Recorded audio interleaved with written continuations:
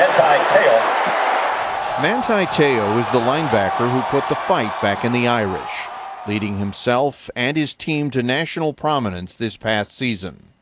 And his efforts were burnished by a parallel narrative of pain and perseverance. Fans rallied to support Te'o, who disclosed that his grandmother and girlfriend had both died on the same day in September.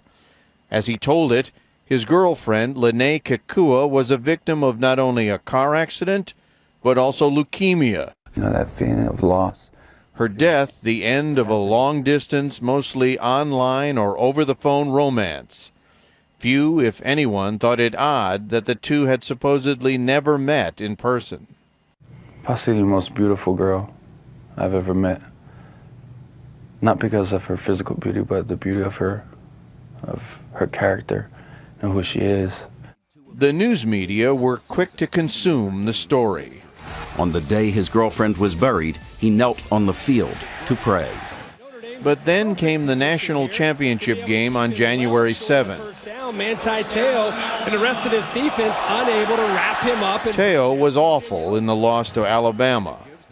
And we learned last week one possible reason. That leads us to Deadspin, a sports blog which had done some checking on Te'o and his love story. Jack Dickey helped write the report, which appeared on Wednesday. Well, okay, 22-year-old Stanford grad gets in a near-fatal car accident, contracts leukemia, and then dies. That's a big tragedy. That's going to be written up somewhere. It wasn't. There was no death notice, no obituary, no announcement of her funeral. Checking further, Deadspin found the photos of Lene Kekua were of someone else who was very much alive and unfamiliar with Manti Te'o, around whom suspicion now swirled.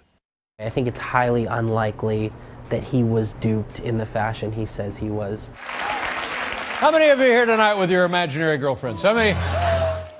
Notre Dame tried to explain.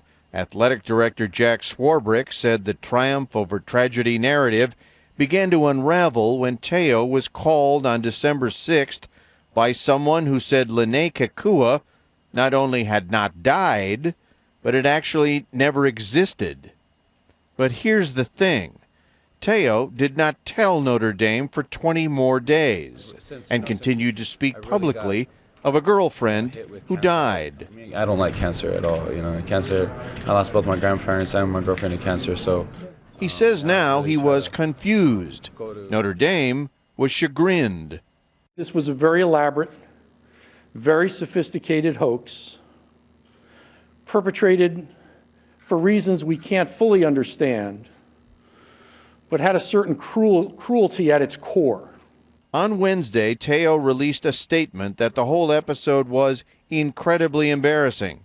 And Friday night, he told ESPN some Samoan man had confessed to pranking him. Te'o flatly denied he was in on some weird scam. But so far, weird is the best word for this evolving story, one that was simply too good to be true.